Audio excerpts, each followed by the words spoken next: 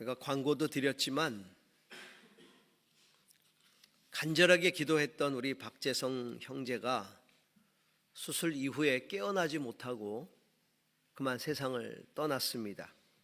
40대 초반의 나이로 세상을 떠나게 된 게 참 너무너무 안타깝습니다. 암이 발병한 이후에 요양차 이제 제주에 내려온 것이죠. 제주에 내려온 지는 한 1년 정도. 교회를 출석하게 되었는데 처음 그 형제를 이렇게 보았을 때 얼굴이 참 어두워 보였어요.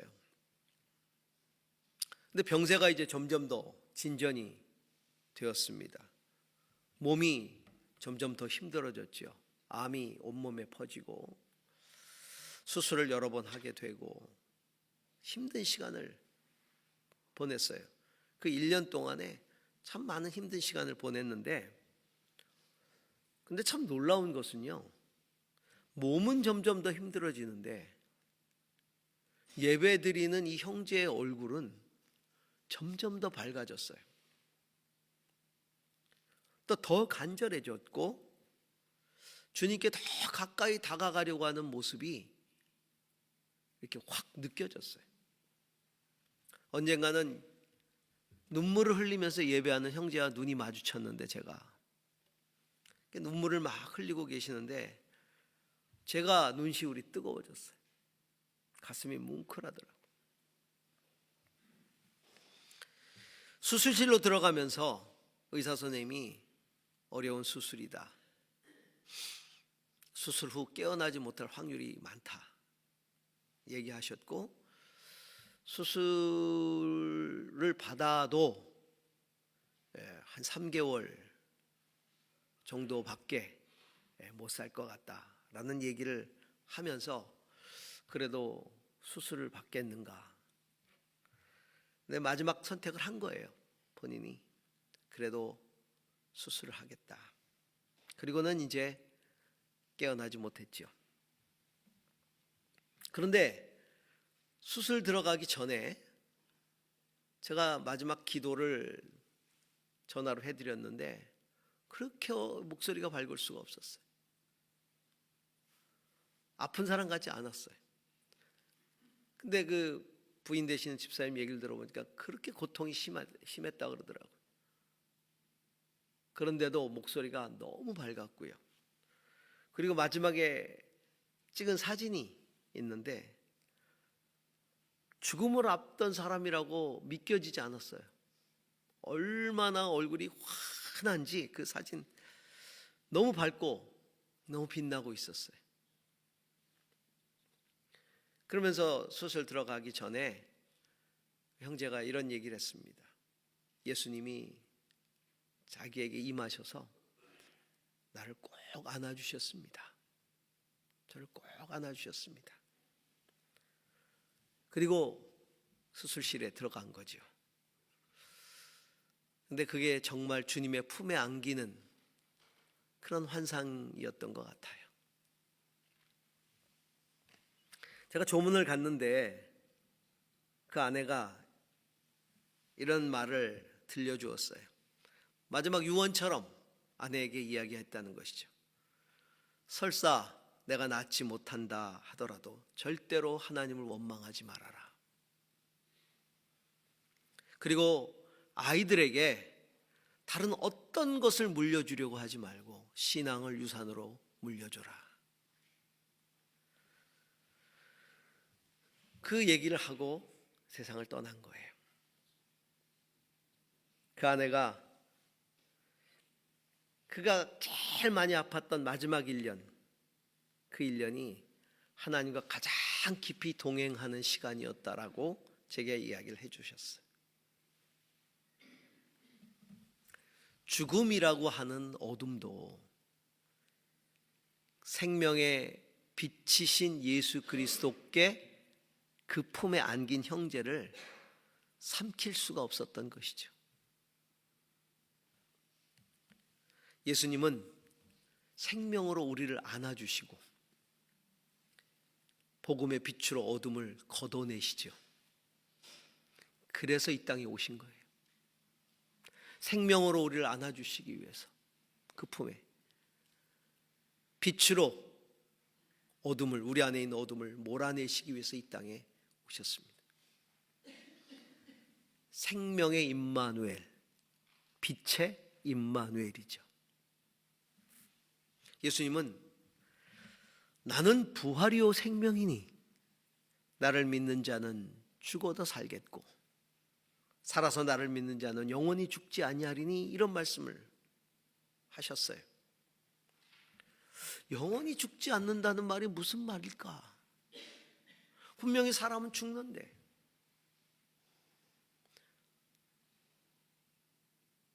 왜 그런 말씀을 하셨을까? 근데 이 구절을 깊이 묵상하는데 우리는 죽어도 살겠고 살아서 믿는 자는 영원히 죽지 아니하리니 이 말씀에 우리는 관심을 갖는데 사실 더 중요한 건 나는 부활이요 생명이니 나를 믿는 자는, 이게 사실은 더 중요한 거거든요. 나는 부활이요 생명이니 나를 믿는 자는. 정말 중요한 건 예수님이 부활이요 생명이라는 사실이,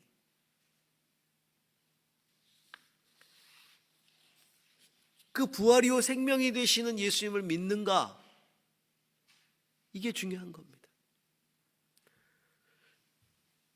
그 부활이요 생명이신 예수님을 믿을 때 그 예수님이 우리 안에 오시고 그리고 우리를 안아주시고, 그렇기 때문에 살든지 죽든지 간에 생명이요 부활이신 그 예수님이 나하고 영원히 함께 한다는 것이죠. 이미 육체의 죽음은 뛰어넘는 겁니다. 부활이요 생명이신 예수님을 믿는 순간에 내 인생 가운데 오셔서 나를 안아주시고 영원히 함께 하시는 거죠. 그렇기 때문에 성탄의 임마누엘이라고 하는 것은 이 땅에 생명의 빛으로 오신 예수 그리스도와 함께 생명의 삶을 사는 거예요. 영원하신 그분, 영원한 생명이신 그분과 함께 영원한 생명을 누리는 삶을 사는 게 진짜 임마누엘인 거예요. 그 임마누엘의 삶, 생명의 빛으로 오신 예수님과 함께하는 임마누엘의 삶을 사도 요한이 너무나 잘 우리에게 이야기해 주고 있습니다. 자, 오늘 본문 1절에서 4절을 다시 한번 보도록 하겠습니다. 같이 읽습니다. 태초에 말씀이 계셨다. 그 말씀은 하나님과 함께 계셨다. 그 말씀은 하나님이셨다. 그는 태초에 하나님과 함께 계셨다. 모든 것이 그로 말미암아 창조되었으니 그가 없이 창조된 것은 하나도 없다. 창조된 것은 그에게서 생명을 얻었으니 그 생명은 사람들의 빛이었다. 임마누엘의 예수님이 창조주라는 거죠. 생명의 빛으로 오신 진리의 말씀, 창조주의 말씀이 육신이 되어서 이 땅에 오신 거다. 태초부터 계신 말씀이다 라고 표현을 하고 있어요, 사도 요한은. 그분은 진리의 말씀이다. 그런데 그 말씀이 육신이 되어서 우리 가운데 오셨다는 거예요. 태초에 말씀이 계셨다. 하나님과 함께 계셨다. 말씀이 하나님이셨다. 하나님과 함께 계셨다. 그리고 14절에 말씀이 육신이 되어 우리 가운데 사셨다. 그 육신으로 오신 말씀, 그 영광을 바라보니 독생자의 영광, 하나님의 외아들의 영광이었다. 예수 그리스도는 말씀으로 천지를 지으신 하나님이십니다. 오늘 성경에 그가 없이 창조된 것은 하나도 없다 이렇게 말씀하고 있어요. 그가 말씀인데 그가 없이 창조된 것은 하나도 없다. 하나님이 천지를 창조하실 때 말씀하셨잖아요. 빛이 있으라 말씀하셨잖아요. 말씀하실 때 그 말씀이 모든 것들을 지연하게 만드셨잖아요. 말씀이 천지를 창조하셨거든요. 그 말씀이 곧 예수 그리스도이시다. 진리의 말씀이시다. 특히 그가 말씀하실 때 그대로 되었는데 생명을 얻게 되었다. 4절에 보니까 그에게서 생명을 얻었으니, 그에게서 생명을 얻었으니. 주님이 말씀하실 때 그 말씀으로 만물이 다 말씀대로 지어졌고 특별히 생명이 말씀으로부터 나왔다. 예수 그리스도는 하나님이 말씀으로 지으신 세상을, 그러나 죄로 어그러진 그 세상을 다시 그대로 회복시키기 위해서 이 땅에 오신 하나님의 외아들, 그리고 또 오셔서 진리의 말씀으로 세상을 회복시키셨어요.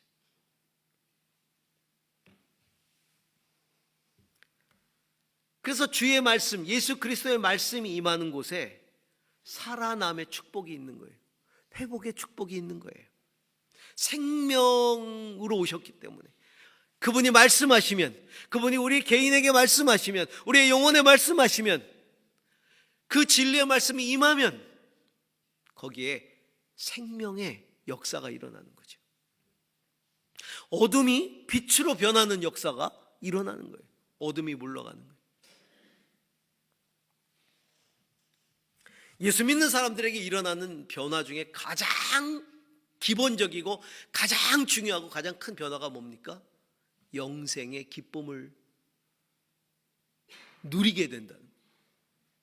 내가 예수님을 믿을 때 제일 먼저 나에게 찾아오는 기쁨은 내가 영생을 얻는다는 거예요.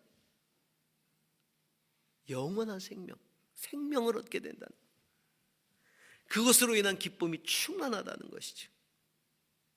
그래서 그 영생의 확신 때문에 죽음이라는 어둠을 뛰어넘게 되는 거예요. 그 두려움을 뛰어넘게 되는 거죠. 여러분, 죽음은요, 사람 마음과 사람의 삶에 자리 잡고 있는 어떻게 보면 가장 큰 어둠이에요. 사람이요, 죽을까봐 나쁜 짓도 하고요, 죽을까봐 두려워하고요, 죽을까봐 힘들어하는 거예요. 죽을까봐. 어둠이. 근데 이 어둠은 단지 그 어둠으로 끝나는 게 아니라 힘이에요. 권세예요. 죽음은 힘입니다. 권세입니다. 고통이죠. 절망이죠. 슬픔이죠. 사람들이 죽음을 언제 느끼냐면요, 제가 장례를 치러보면 처음에 누가 죽었다,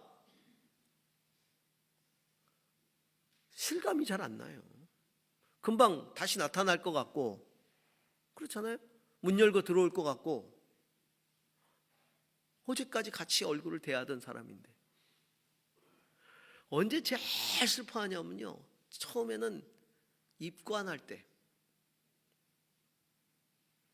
시신을 마주하잖아요.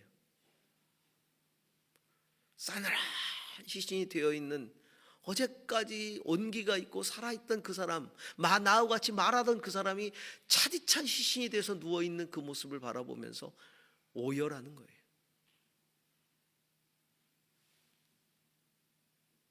그리고 마지막 화구로 화장하러 들여보내는 순간, 이제 그 모든 것과 남은 유해마저도 이제 결별해야 되는, 그때 죽음이라는 게 확 다가오는 거예요. 우리 인생 가운데 막 오열하지요.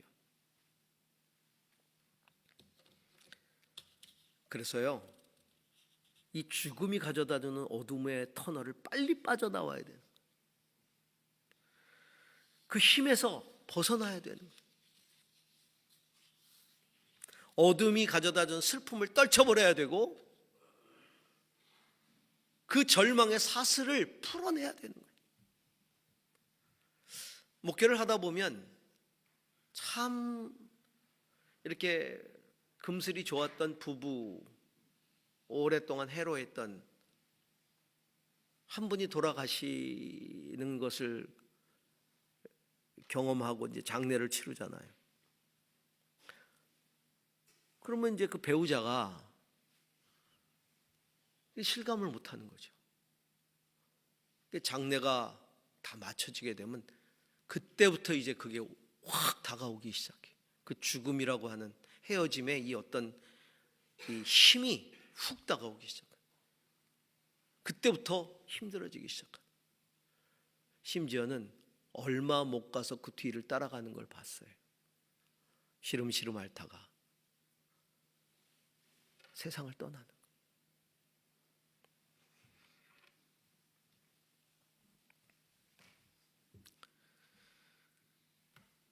여러분, 어둠의 슬픔, 죽음이 가져다주는 그걸 떨쳐버리고 절망의 사슬을 풀어낼 수 있는 유일한 길이 뭘까요? 어둠을 몰아내는 유일한 길은 빛을 비추는 것밖에 없어요. 빛이 그곳에 비춰지면 어둠은 사라지게 돼 있잖아요. 빛이 들어오면 그 어둠은 언제 어두웠는지 모르게 사라져버리는 거예요. 생명을 지으신 창조주 예수 그리스도, 죽음을 이기시고 부활하신 예수 그리스도, 세상에 생명의 빛을 선포하신 예수 그리스도를 내 안에 모시는 길 밖에는 죽음의 어둠, 죽음의 힘, 죽음의 고통을 벗어나는 길은 이 세상에 어느 곳도 없습니다. 종교적인 위로, 정서적인 어떤 안정 개념, 이게 아니에요. 살아 역사하시는 그 생명, 나는 부활이요 생명이신 그 예수님이 내 안에 들어오셔야 돼요. 빛으로, 진리의 실체로 들어오셔야 되는 거죠. 말씀이 육신이 돼서 오셨는데, 육신이 되어 오신 그분이 다시 말씀으로 내 육신에 찾아오시는 거예요.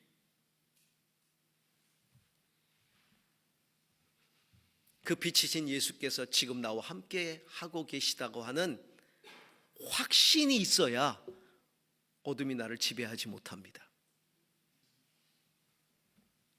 그분은 부활이고 생명이시기 때문에 내게 영원한 생명의 확신을 갖게 되는 것이죠.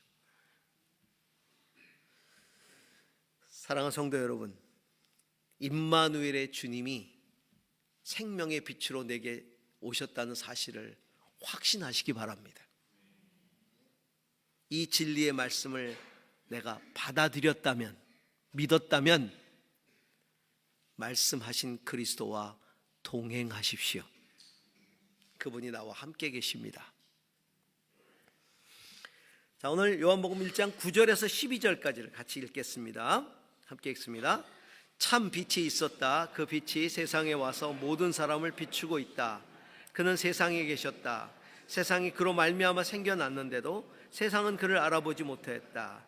그가 자기 땅에 오셨으나 그의 백성은 그를 맞아들이지 않았다.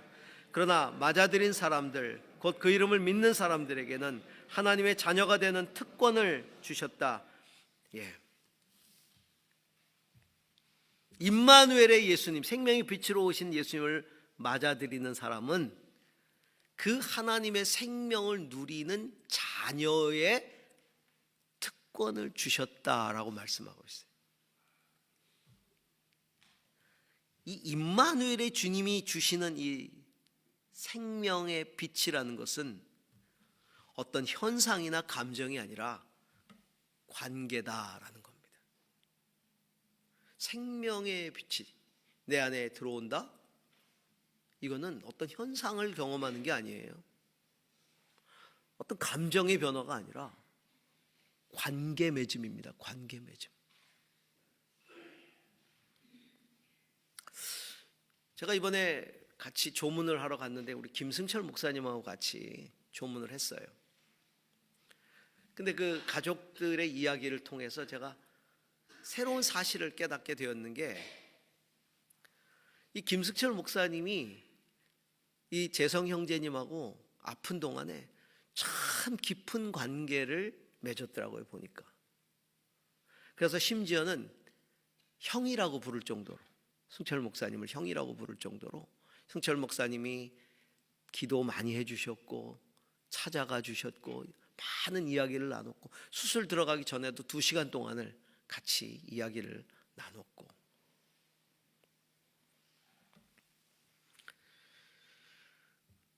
그래서 너무 고마워하더라고요. 또 교회가 기도해 준 거에 대해서 너무 고마워하고, 그러니까 그 안에서 그런 관계 안에 있다는 것에 대해서 너무 고마워하고. 근데 제가 그때 이제 김승철 목사님이 조문하시고 식사를 나누면서 이제 유족들하고 이야기를 하시면서, 사실은 저도 이런 경험이 처음입니다.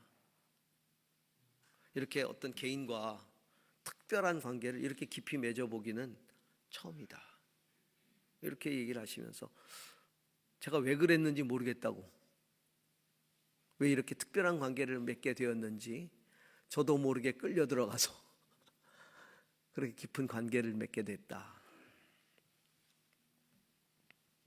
제가 오면서 곰곰이 생각해 봤어요. 왜 하나님이 김 목사님을 그렇게 깊은 관계로 이끄셨을까? 하나님은 그를 데리고 가실 마음을 가지고 계셨던 거예요, 이 형제를. 우리를 낫게 하시는 것도 하나님의 뜻이지만 데려가시는 것도 하나님의 뜻이거든요. 그런데 데려가시는 동안에 주님을 더 깊이 관계할 수 있는 시간을 갖게 하신 거예요. 왜냐하면 우리의 육신이 약해지면 어떤 사람의 경우, 어떤 경우는 믿음이 흔들리는 경우들이 있거든요. 특히 젊은 나이에 내 몸이 이렇게 힘들고 어렵고 이렇게 세상을 빨리 맞춰야 된다면 얼마나 원망이 커지겠습니까? 나를 왜 이렇게 빨리. 이 형제가 원래 한의사였거든요. 그리고 가족들, 친가, 외가 쪽을 재정적으로 굉장히 많이 책임을 졌던 사람, 정말 신실하게 살았던. 하나님 왜 들어가시나?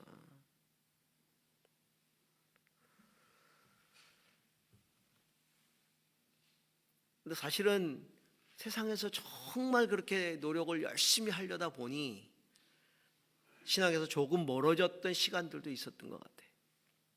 그러나 다시 아프기 시작하면서 하나님께 더 가까이 다가왔고, 마지막 1년이 하나님과 가장 가까이 지난 시간들이었고, 하나님이 우리 김 목사님을 통해서 당신의 관계, 당신의 아들임을 더 깊이 깨닫게 하신 거죠. 그러면서 신앙이 더 깊어지게 하신 거예요. 관계. 여러분, 생명은 관계예요. 생명의 빛이 내게 다가온다는 건 관계 맺음이에요. 어떤 현상이 아니에요. 감정이 아니에요.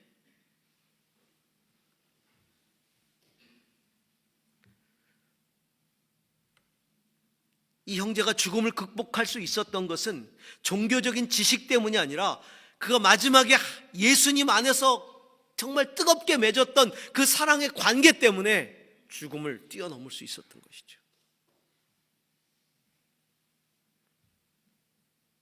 예수님과의 깊은 관계 안으로 들어가 버린 거예요.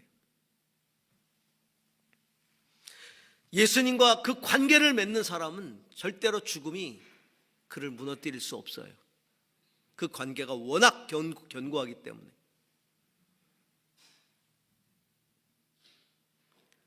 기억하십시오. 죽음이 가지고 있는 어둠의 힘은 절대로 생명의 관계를 이길 수 없다. 그래서 하나님은 생명의 빛으로 오신 그 말씀이신 독생자 예수 그리스도를 맞아들이는 사람에게는 하나님의 자녀가 되는 권세를 주셨다라고 말씀하고 있어요. 하나님의 자녀가 되는 권세, 이게 관계거든요. 관계로 어둠을 극복하는 거예요. 죽음을 극복하는 거예요. 생명의 빛이 가지는 힘, 그 힘이 어디 있을까요? 하나님과의 관계예요. 거기에서 생명의 빛이 가지는 힘이 있는 거예요. 자녀가 된다는 게 뭐예요? 끊을래야 끊을 수 없는 관계가 된다는 얘기 아닙니까? 하나님과 끊을래야 끊을 수 없는 관계 안으로 들어가는 거거든요. 이보다 더 큰 힘이 어디 있어요? 그런데 이 생명의 관계가 가지는 힘, 권세가 어디로부터 나오느냐? 사랑으로부터 나오는 거예요. 사랑으로부터. 깊은 사랑으로부터 나오는 거예요.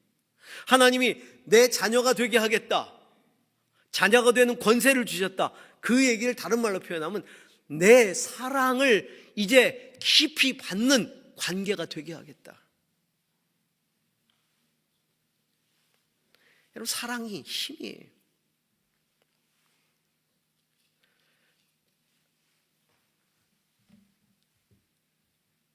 저희 그 손주가 저를 만나면 소리를 질러요. 멀리서 보면 막 좋아가지고 막 소리를 질러. 그래서 딱 안깁니다. 1초 동안 안겨요. 그 1초가 지나고 나면 뭘 하느냐? 자기의 목적을 위해서 저를 이용하기 시작합니다. 어디 가자, 뭐 먹게 해달라. 딱 1초 동안 안긴 다음에 딱 어디로 나를 데려가는 거예요. 지난 주간에는 충격적인 경험을 제가 했어요. 내가 귤을 좋아해요. 근데 얘가 뭘 달라, 뭘 하라 그러면 잘 듣는데 먹을 걸 같이 나눠 먹자 그러면 잘 안 해요. 줄라 그러다가 다시 자기가 먹고. 그래서 제가 실감하죠. 인간은 악하다. 본래적으로 악하다. 이기적이다. 줬다가 뺏고 지가 먹고 막 그래요. 근데 그날 이상하게 귤을 제 입에다가 넣어주는 거예요. 갑자기 폭풍 감동이 몰려왔죠. 드디어 인간의 도리를 깨우치나 보다. 딱 귤을 입에다 딱 넣어주자마자 바로 저를 데리고 가는 거예요. 이게 무라는 게 물이라는 뜻이거든요. 예. 물장난하러 데려가자는 거예요. 자기를 개수대로 물장난하러 데려가달라는 거예요. 기브 앤 테이크예요. 내가 당신에게 줬으니 당신도 나를 위해서 뭔가 해달라는, 이게 순간적으로 느껴졌기 때문에 저도 충격, 자기 엄마도 충격. 제가 아내한테 이걸 얘기했어요. 여보, 이랬다 그랬더니 그 할아버지가 너무 세속적인 눈으로 애를 바라보는 거 아니냐고. 아니야 이거는. 근데 여러분, 이게 뭐예요? 관계가 가지는 권세예요. 관계가 가지는 권세라고요. 아니, 저를 그렇게 이용할 수 있는 사람이 몇이나 되냐고. 얘는 서스럼 없이 이용하는 거 아니겠어요? 근데 이 권세의 근본이 어디서부터 나와요? 확신에서부터 나오잖아요. 그 확신은 사랑에 근거하는 거 아니겠어요?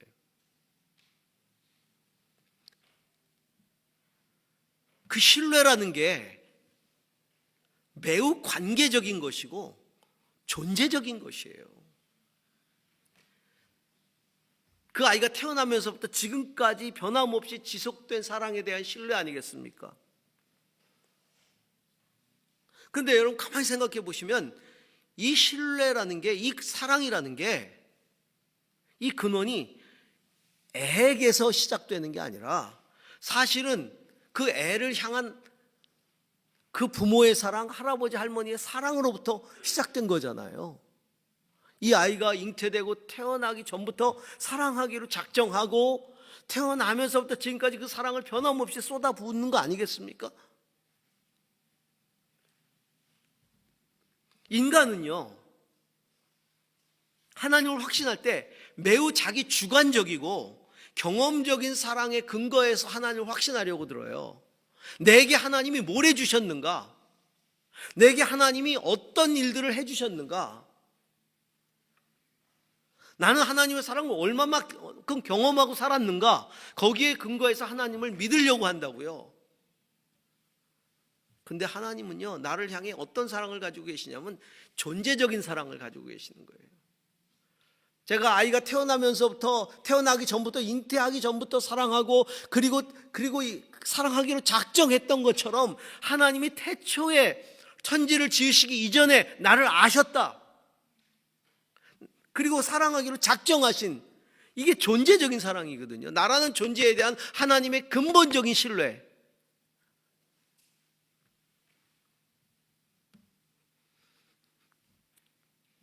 하나님의 사랑은 그래서 영적인 것이고 매우 실존적인 것이죠. 내게서 시작되는 게 아님을 기억하시기 바랍니다. 나를 향한 하나님의 사랑, 자녀 된 나를 향한 하나님의 사랑은 나에게서 비롯되는 게 아니에요. 그분에게서 비롯되는 거예요. 그래서 이 자녀됨이 혈통이나 육정이나 이런 것들로 난 것이 아니라 하늘로부터 난 것이다 라고 말하고 있는 거예요. 하늘로부터 하나님이 나를 낳게 하셨기 때문에 나를 사랑하실 수밖에 없는 거예요.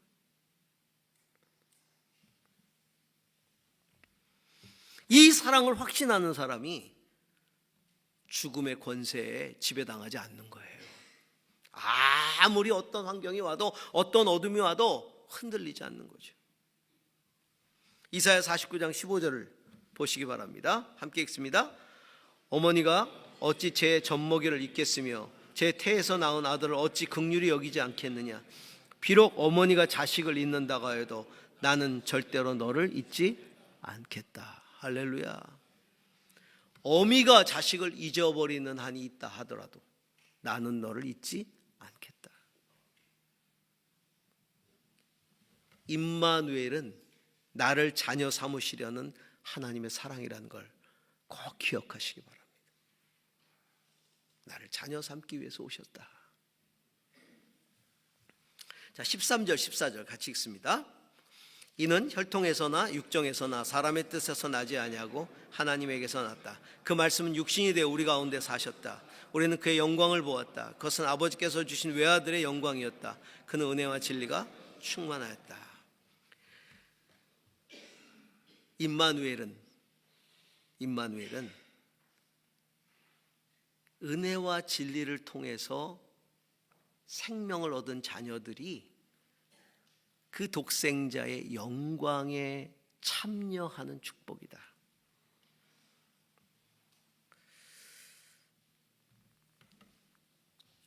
이게 자녀되는 게 하늘로부터 나는 것이다.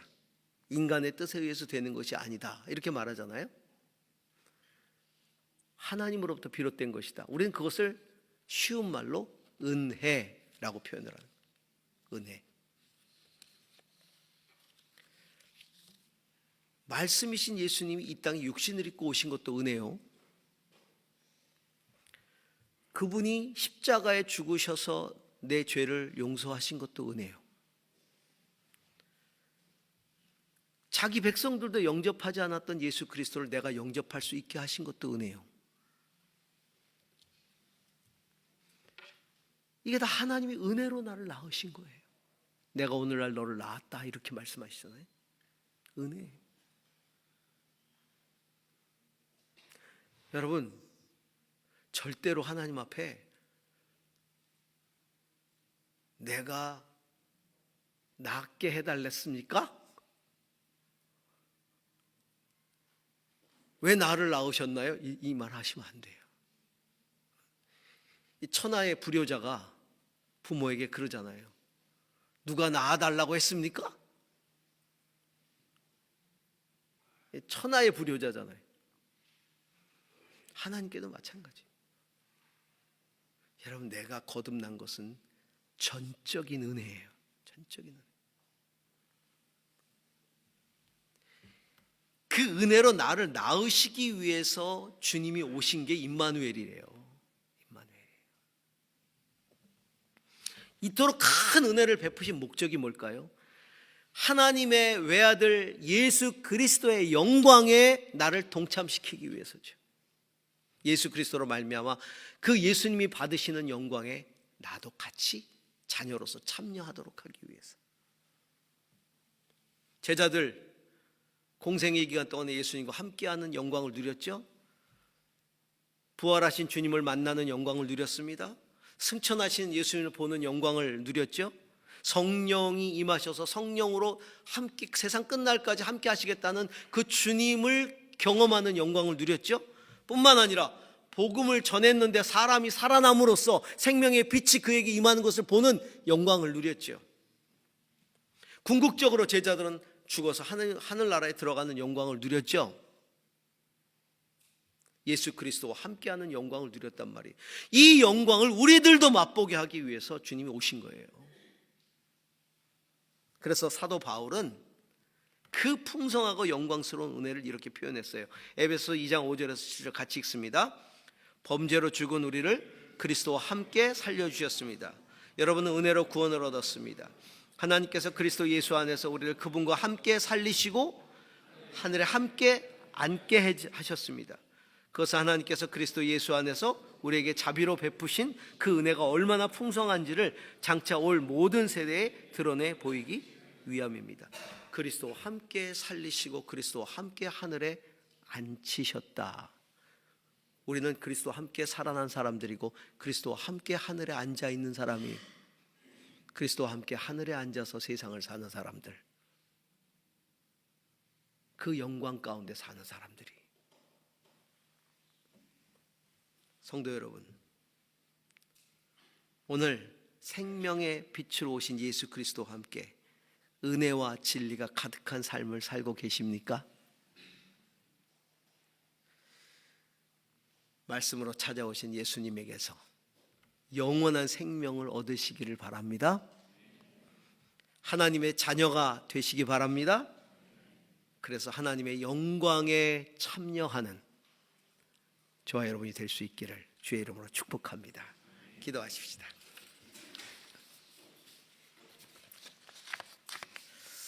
주님, 생명의 빛으로 이 땅에 오셔서 나를 살리시기 위해 죽으시고 부활하시고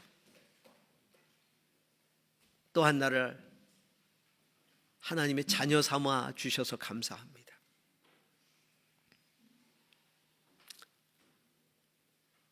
내가 하나님의 자녀 되었는데 어찌 감히 죽음의 어둠이 나를 사로잡을 수 있겠습니까? 주님, 저는 빛의 아들입니다. 생명의 주가 낳은 아들입니다. 그 생명 가운데 하나님의 영광을 맛보며 살아가는 제가 되게 하여 주옵소서. 예수님 이름으로 기도합니다. 아멘.